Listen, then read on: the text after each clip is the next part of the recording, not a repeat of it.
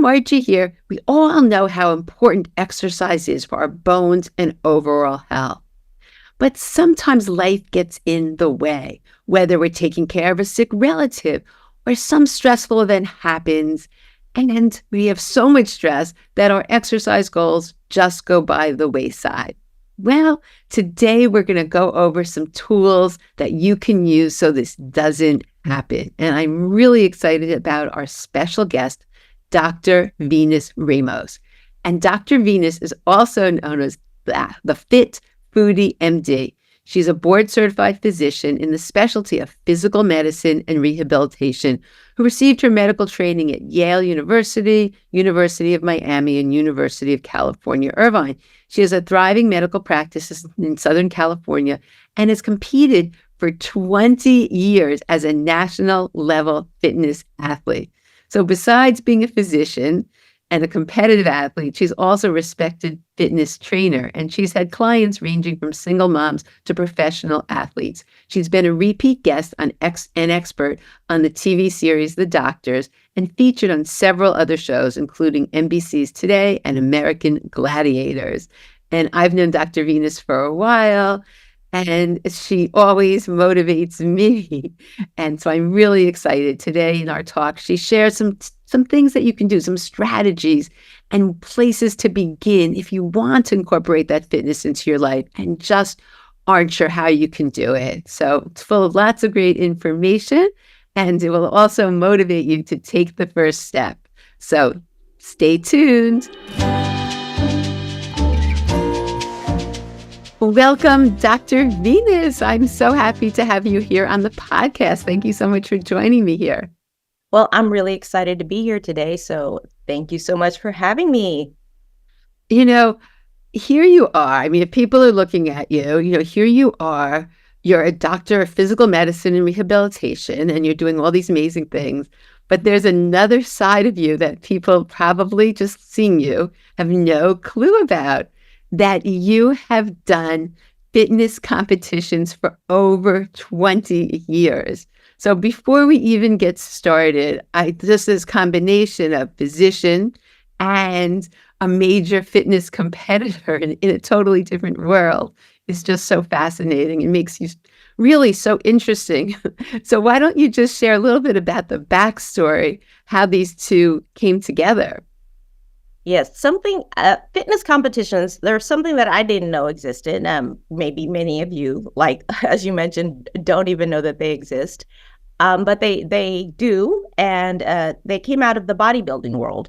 So I live in the world of the Arnold Schwarzeneggers, and it was something that I saw for the very first time when I was in medical school. So certainly about 30 years ago. That by now. So about 30 years ago, I was in medical school, and I went to the University of Miami. So I was on South Beach with some friends at a sports bar, just having lunch. And it was an outdoor sports bar sitting out by the beach, and we could see the different TVs all along the sports bar. And one of them happened to be on ESPN, and it was showing the Fitness America competition. So I saw women on stage. They were competing, and I saw their individual routines. I saw competitors flipping around, doing one-arm push-ups, and just doing incredible feats of strength on the stage. And I was like, that's amazing. And one of my friends kind of elbowed me and said, hey, I've been seeing you working out, starting to get into using all the machines in the med school gym. So why don't you give that a try yourself? And I took it as a personal challenge. Of course, how else could I take it, being the little bit of a competitor that I am in spirit? So I immediately went home that very same day. I got on my computer and I looked up. I remember instead of Google, it was Yahoo, because back then that's what we used. I went to Yahoo and I looked up Fitness America, and I found out that the very next big competition for Fitness America was going to be held right there in Miami. Um, as the ESPN series. It was a competition on the ESPN series. I'm like, oh my gosh, this thing is filmed in Miami. That's great. So I again just did some more Yahoo searching, and I found a dance coach, and I showed her a video of the types of things that people were doing. It was a combination of aerobic dance and gymnastics, and I wasn't a trained gymnast, but I did cheerleading, so maybe we could figure out something to do that was similar.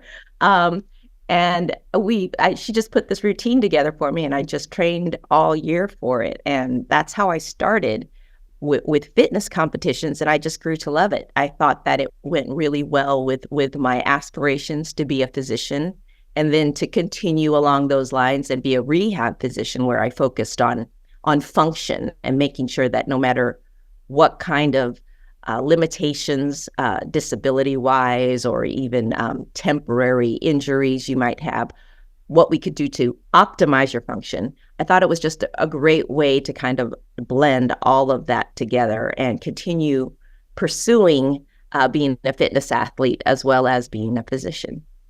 Oh, I just love that. And you must have just share a little bit about the benefits for your patients with this background, because when you're involved in something, you really want to make sure that your patients, there's so much you can convey because you have that experience. So what have you seen all these years, Dr. Enid? Well, I have had many patients who come in and they'll say, "Oh, I looked at your website. That's incredible that you do these different things." And as I go through a journey with them, when they're talking to me about their physical therapy, or they're talking to me even about different pains that they've experienced, I'm really able to get on their level and talk to them about how I understand how hard it is to go through these rehab programs, how hard it is to stick to your exercises every day, how even difficult it is to deal with various aches and pains. When they talk about their back pain, I said, I understand back pain too. You understand how when you do flips and hyperextend a lot, you might develop some certain things along the way, which can stick with you for a long time. So it really helped me empathize with them and have them really believe that I understood where they were coming from. And it truly just helped benefit my practice and the patient benefit and results as well. Oh, I just love that. And I know for me, I advocate, exercise is such a huge part of any type of bone building program. And because I've been involved with it myself for so long, it just, it makes it easier to really stress the importance. But I think what we're going to talk about today, because so many people will say to me, yeah, or they say, yeah, that is important. And then they just don't do it. And they say, you know what, I'm taking care of an elderly parent. I have so much stress in my life. Stress is something that constantly comes into the picture that says, yeah, I know I should, but I don't. So what have you seen? Because I know this is an area that you have just helped so many people with. So how do you see that stress can really negatively impact our fitness goals? Well, I think that talking about how I understand the difficulties that my patients are feeling, I personally felt that myself. And that was one reason why I decided to really reach out even beyond what I was doing as a fitness competitor. But just a few years ago, I guess it's several years ago at this point, but I decided I wanted to do things like get online, be on podcasts like this, and talk more about trying to maintain some sort of level of fitness and really look out for yourself, especially in times of stress, because that's a difficulty that I found myself in when my father had his stroke. He had a stroke several years ago, and it rocked me to my core, truly did. I was I was here a specialist in physical medicine and rehab. I saw patients very regularly who had strokes. I helped them rehabilitate from that. I helped patients' families uh, figure out how they were going to support their family member with the stroke. I was an expert on how to do this, and here I was being totally rocked by this happening to my own in my own world, to my own family. I, having been a competitor at that point for about 20 years, I found myself not wanting to exercise. I found myself too busy to do all that meal prep that had come so easily at this point, having been doing healthy meal prepping for myself for again 20 years. I found myself not wanting to do that at all. I didn't have time for that. All I wanted to do was take care of my father. And I found myself just getting more and more frustrated and just closing in terms of feeling even more depressed. I wanted so much to be able to take care of my father, but I just didn't even have time to take care of myself. And that's something that I'm sure many of us can understand and probably relate to. I remember one point where I was sitting on my couch, completely exhausted with all the care that I wanted to give my father. And I was continuing to work, of course. I continued to work as a physician.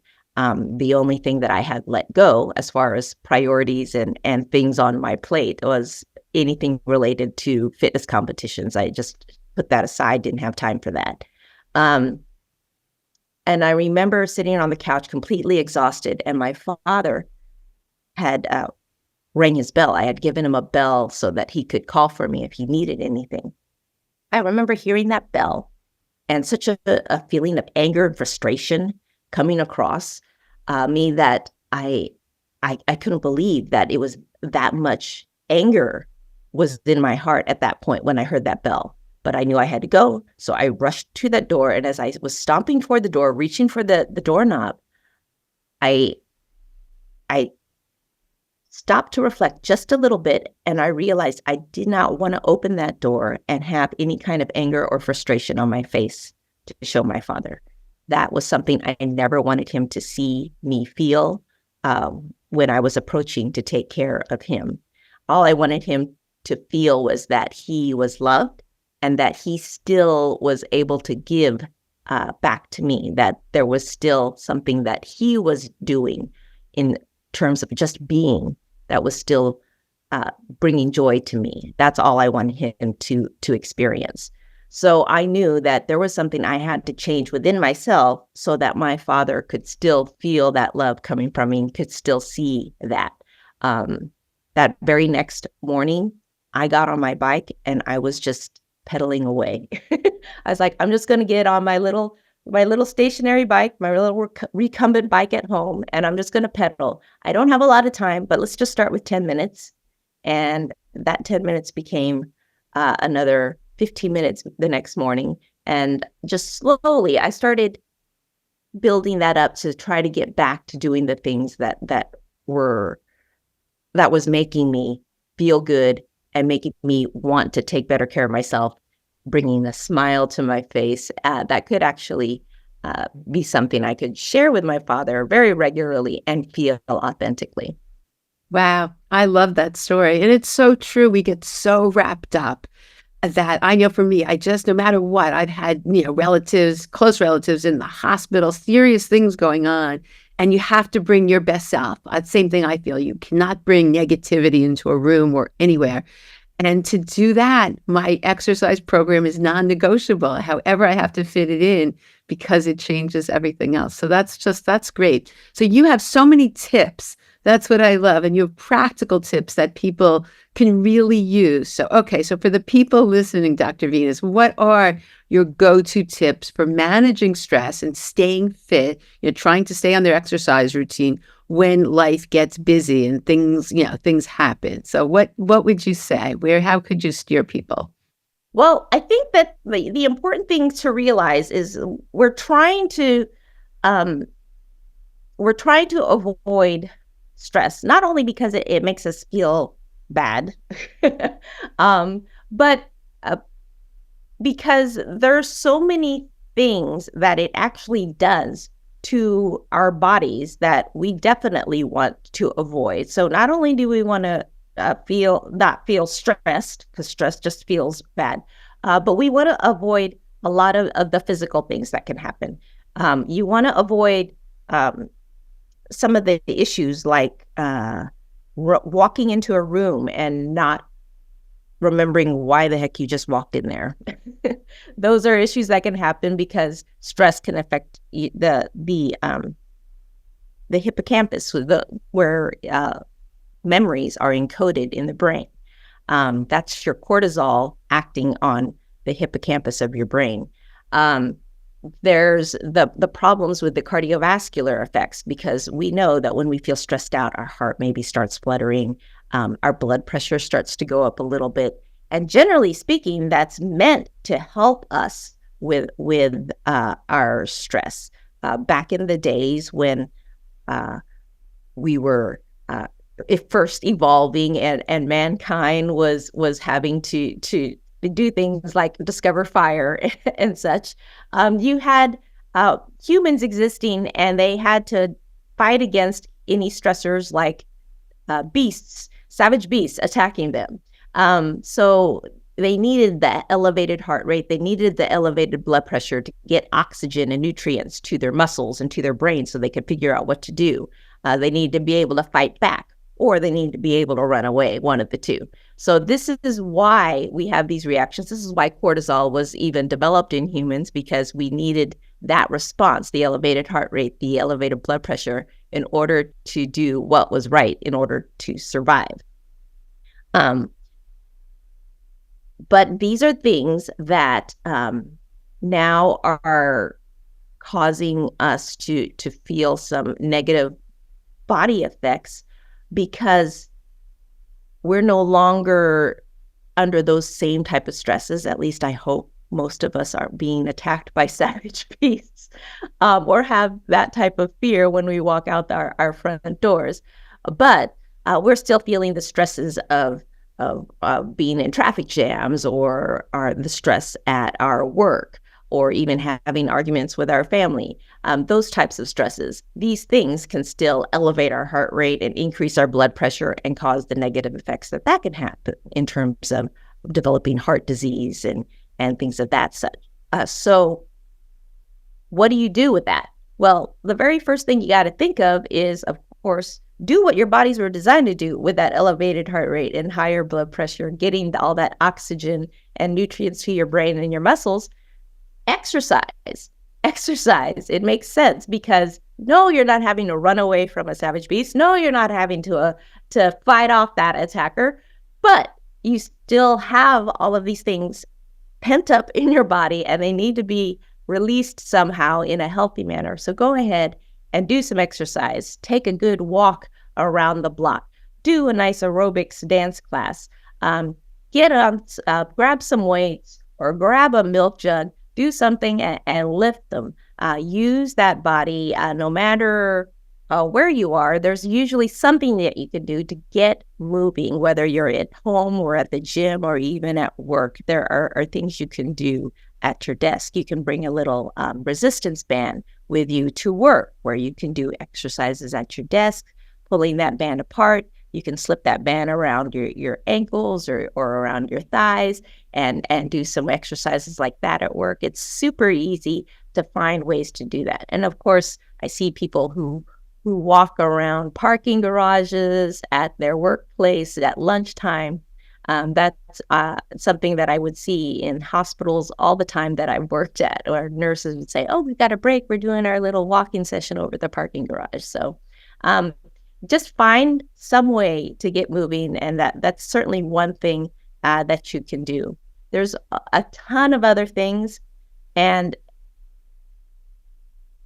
the one thing that I want people to remember most is, you may think that you don't have time for these stress management things like doing meditation or doing exercise. But I know that you have time to breathe because you're doing it anyway. So the breath is so connected to what you can do to help keep your cortisol levels in check.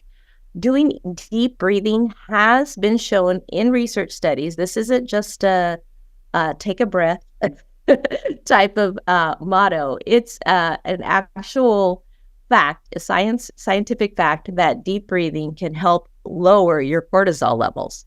So I like doing deep breathing in a way such that you focus on really stimulating that parasympathetic system as opposed to the sympathetic system. Parasympathetic being the system that helps you rest and digest, as far as the sympathetic system being the opposite of that, helping to pump you up and get ready for something stimulating. I like to focus on the parasympathetic system. So that means that you should focus on exhaling for longer than you inhale, because the exhale, breathing out, is more connected to the parasympathetic system and will help stimulate that more. So when you do your deep breathing, just make sure that you spend a longer time in your exhale as opposed to your inhale. Maybe do that for just 10 deep breaths, and you'll find that your cortisol levels will start to drop. Yeah, I love that. And the thing is, people just don't realize, I know in this community of people who care so much about their bone health, they're so worried. Are they doing the right exercises, eating the right food, getting the right supplements, not realizing that stress itself is breaking bone down. And research has shown that it increases the osteoclast, the cells that break down bone, and it reduces the osteoblast activity that are building bone. So it's so important. Something as simple as just the deep breathing. Do you have a certain time? I have my little trick that I do. I like people to do it before they eat. So it sort of forces them into a time everybody eats. So they, at least make sure that before they eat, they do their deep breathing. But do you have a certain time that you like to tell people, or some tricks about that? I don't necessarily tell people that they have to do it at a certain time of day. I do know that one of my favorite times of day to do it, and where I can say I've always done it, is when I'm in my car. Whenever I'm in my car, and that usually has to do with the traffic in Southern California. But it definitely helps whenever I'm in my car to do some deep breathing. Because it really, again, helps reduce the stress that I feel from Southern California traffic. Hey, Margie here. High-quality supplements are a big part of a comprehensive osteoporosis program. To help you, I offer a significant discount every day in my supplement store through FullScript. FullScript has the most extensive catalog of professional-grade supplements and wellness products I've ever found. So all you need to do is go to tinyurl.com. That's tinyurl.com/supplements4less. And you'll get to my FullScript store. And in there, you'll see my favorite bone building supplements. So make sure to check it out. And the link will also be in the show notes. So let's get back to the show. I always think it's so much better to get into the habit. And as you said, this isn't taking time, and everybody has the breath as part of them. And so if you get into the habit of just doing that on a regular basis, you don't have to wait for something to, set you off and get that sympathetic nervous system going. So I just love that here you are, a physician, and this is such an important piece to everything else you do in terms of helping people with their injuries or their, just their overall rehab. So I think I love that. And then how do you fit? So the person that tells you, okay, yeah, this all sounds great, but how do I really, couple things. How do I balance the fitness routine? I want to do that. And you gave some great times, bring the band to work, do other things. Anything else so you don't add more stress? Is there any type of reframe people should do when they want to, add, just like you added, it actually enhanced your ability to take care of your father. But is there anything else that you can share or want to impart to people about ways they can, get this fitness routine into their life without adding any more stress? Again, it's a simple thing to do to just add stress reduction to your life. And again, movement is always the key thing, just to get moving around. And the suggestion I had in terms of deep breathing is always one of the easiest things when anyone tells me they don't have time for something, is to do the deep breathing. But there are so many other things that you can do that don't take any time at all and actually can be done as you're busy doing other things you have to do, when you're trying to do your laundry or when you're trying to wash your dishes. As far as reducing your stress, again, cortisol can have so many bad effects on your body, including on your bones, when it's left unchecked. You just don't want these negative side effects. It affects your immune system. You know this already. Whenever you feel stressed out, maybe even when you were back in school being a student and you had a test coming up, why is it that you always seem to catch a cold or get sick right before that big test? It's because you were stressed. Your cortisol was allowing your immune system to drop at that time. So we definitely want to try to avoid those effects. A simple thing like laughter, telling yourself a joke, or putting on a little sitcom while you're doing your house chores, something like that, so that you can laugh, can help you reduce stress. That's certainly nothing that will take some extra time. Laugh at something when you're doing your chores throughout the day. Take a little time to connect with someone. And it doesn't even take a whole lot of time. When I'm talking about connect, I'm talking about real human connection. And that can be as simple as giving somebody a hug. I think that was one of the reasons why there was so much stress. I mean, obviously, COVID was a very stressful time, but we lost the ability to connect with people, truly connect with them. We weren't supposed to hug anybody else. So it was really a stressful time. Although I will say that there's been some studies that even connecting with someone on Facebook Messenger, can help drop that cortisol level. So even that kind of a connection can help as well. But now I'm happy to be able to say that in most cases, it's okay to give someone you love that hug, or even someone that you're connecting with, a friend, a colleague at work, to give them a hug if they're okay with that. I love that. Real human connection can be so important. But as far as fitting exercise in, that's something that, again, can be very quick and simple. It can be just a quick 10-minute walk. Doesn't have to be super long, because every little bit counts. But if you're really wanting to put a routine into your system, into your day, and you're feeling it just difficult to say, I want to do 30 minutes of cardio. I want to walk for 20 minutes, do a mile walk around my neighborhood, but I'm just having trouble fitting that in somewhere in the day. Just think about where you want to put it, and then just start doing it similar to what I did when I got on my bike when I was taking care of my father after his stroke. It's a matter of just starting to make it a habit, but adding it on little by little. So let's say that you want to do a walk, and you want to do a walk around your neighborhood for at least 20-25 minutes after dinner every day. Well, start with things that you are doing after dinner.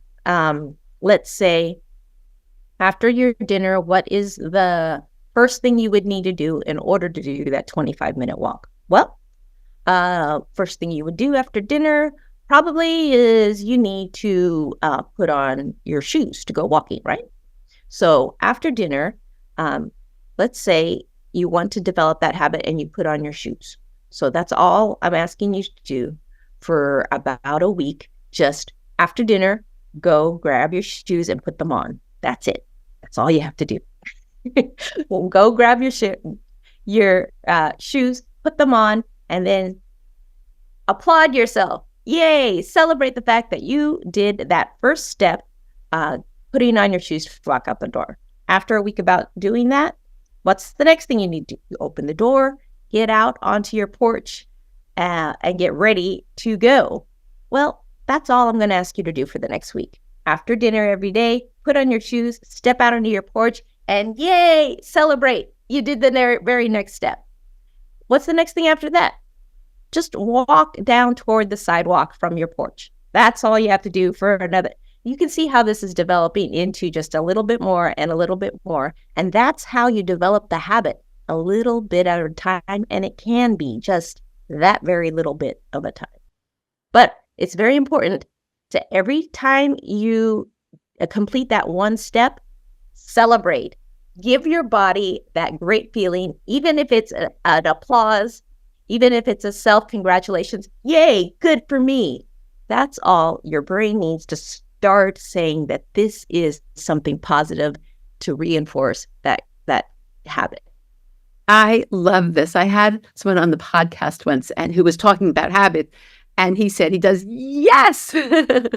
So I Absolutely. think yes. I think it's so good because I've seen the same thing over the years. It works because it's overwhelming to think, oh gosh, I have to do this mile walk or whatever it is, or I have to do 20 minutes of strength training. It's so overwhelming and it shuts you down, and that's it. So this is so brilliant and doable, and it works. These small steps build small steps. And you may feel silly. Why am I applauding putting on my shoes? Because you put your dang shoes on. That's why. Yes, so everybody, you stuck to the plan. I love this, and this is doable. So no excuses, anybody listening. You can all do these very simple things, and then you're going to look back, right, Dr. Venus? You'll look back, and all of a sudden you'll be here. You are doing exactly. You'll be doing competitions, or you'll be running a marathon. You're like, I started with putting my shoes on after dinner. It'll be fantastic. What a fantastic story to tell. I see people who, a lot of the people I've seen over the years for osteoporosis really were couch potatoes, and the doctors like, you have to exercise. So all of a sudden, years later now, I've been doing this over 25 years, these people learn their, late 80s, 90s, like doing major exercise, and they're fit, they feel good. There's so many benefits. And it was such a blessing in disguise, this osteoporosis diagnosis, but it's so life-changing. And, absolutely.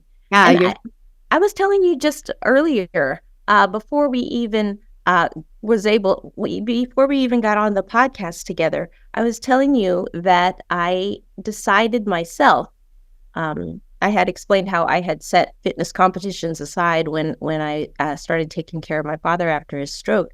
But over the years, I've realized how much I miss fitness competitions. And I recently turned 50. Actually, I'm now 52. And I decided, all right, this is my midlife crisis.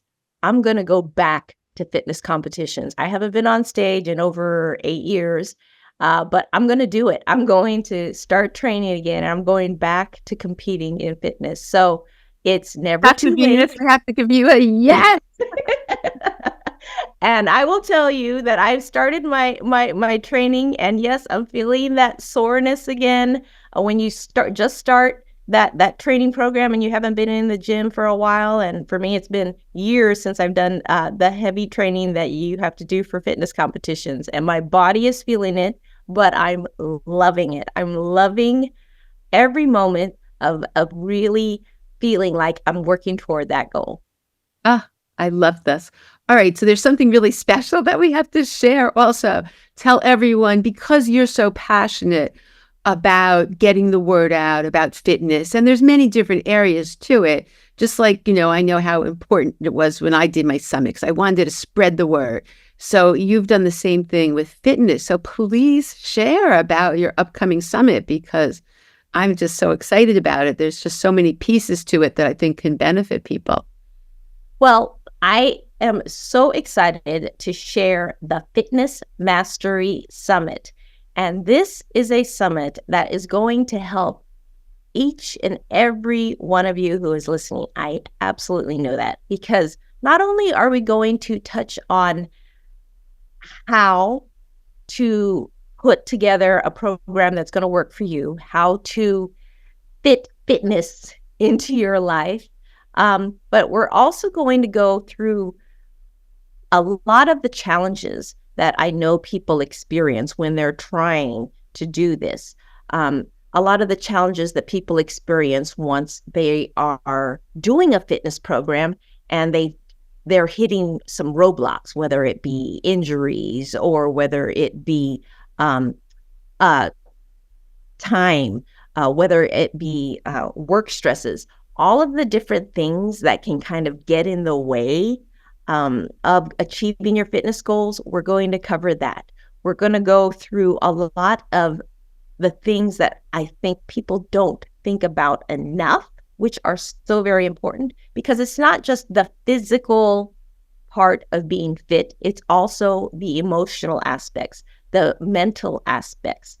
Those are very important to include as far as being fit, because it's not just the physical fitness that we're worried about. And of course, we're going to talk about all of the things that you need to do to make sure the environment that you're in, the food that you're putting in your body, that it's all helping you toward your fitness goals. Because ultimately, we want the bodies and the minds that we are using on a regular basis to function at their very best level. So we are going to be doing this. It's coming up really shortly. And no matter when you're listening to this, you definitely want to register, because even if you can't attend when we go live in a couple of months, we're going to be able to show it to you year round, no matter when. This is something I'm super excited about, but you have to be able to register first in order to get all of the information. But if you show up live when we're on at November 7th through the 10th, 2024, you're going to get the benefit of these live fitness classes that we will be broadcasting online, live in person, and you'll be able to ask your questions of all of the featured instructors. It's going to be super exciting if you're able to show up live. So hope you can get there November 7th through the 10th, 2024. But if you can't, and maybe you're listening to this a little bit later, that's fine. You can still register, because you'll get all of the information on video. Oh, I just love this. And we had so much fun. I talked about bone health with Dr. Venus, and we had a good time. And I forgot to tell people, it's funny how we met, Dr. Venus and I, years ago. It's either 6 or 7 years ago, or even more.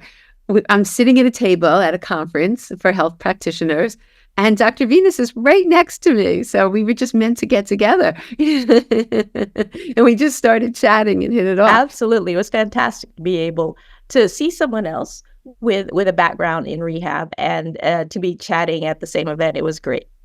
Yeah, because we both know how critical this piece is. And I think your background is also between being a doctor and really being in the fitness world yourself. You know the obstacles, so you know what people to have. And I know some of your people I'm so excited about who are going to be sharing, doing some of these classes. They're some of my favorites as well. So I think it's free. It's just such a win-win situation. And I'm just so happy to be part of it. And it's really special that people can continue to watch it. So it's not as though it's going to, it won't go away. Once we go live, it's not going to go away, but you do have to register. Yeah. But I think this is amazing. Is there any last minute things that you want to share with people? I think the key is to get people inspired, at least put on those tennis shoes or I find momentum is so important. And I find it's sort of like a car that's just sitting in the driveway, not moving. It's not helping anyone.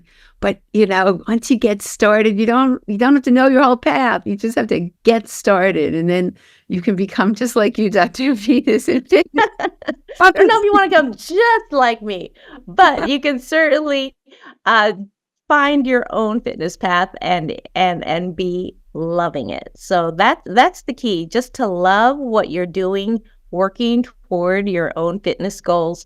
And If you ever feel like it's too much and that you just don't think you can get there, take a breath. Take a deep breath. And I mean it. Take a deep breath and then take another. Just one step at a time, one deep breath at a time, you'll get there. I love that. It's such good advice and powerful. You don't judge it like, oh, it's only a breath. Don't even go there. Just do it and just follow some of the really great tips that you suggested. And they're so life-changing. I mean, I know I do that because I'm a really happy person. I've always been super happy, but not relaxed and very stressed. I grew up, my mother was amazing, but very, just was a very perfectionist. So that's my nature. So I've worked so hard, but it's these practices. If I don't do them, if I don't do my breaths, if I don't do all the things I do, I wouldn't really be able to function at the level I do. And now I really don't feel stressed purely because of the breaths and everything I do. So I'm such a believer of, everything that you shared today. So thank you so much. It works. The next time you're in your car in your traffic and you want to scream at someone who just cut you off, think about, instead of the road rage, deep breaths. Just try it. I love it. I can't wait for the summit. I'm so excited to hear all these great people. And thank you for doing that. I know what a labor of love it is. Doing these summits is not easy. But you're sharing amazing things with the world. So thank you so much for putting this together and really making a difference for everybody. So thanks so much. I hope you enjoyed my interview with Dr. Venus and now have some tools on how you can fit exercise into your life, even during those busy times. I am so excited about her upcoming Fitness Mastery Summit. I know the speakers, and there's some great exercise classes that's part of it. And I think the interesting part is that once you register, you'll have continual access to all of the talks and classes. So definitely make sure to register for that. The link will be in the show notes. And just listen to what she said and just take one baby step and celebrate it. Yes. So thanks so much for tuning in, and I look forward to seeing you on the next episode.